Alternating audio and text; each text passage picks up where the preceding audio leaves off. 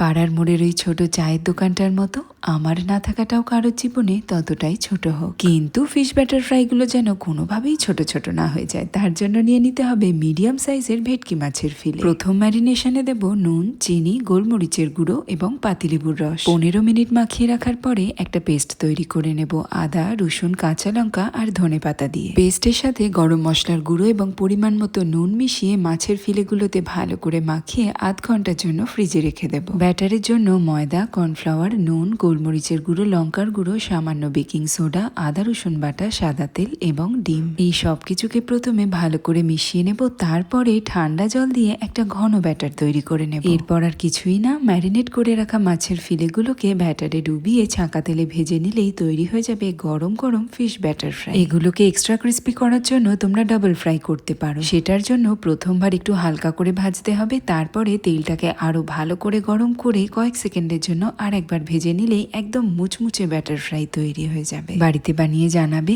কেমন লাগলো তোমাদের আজকের রান্নাটা।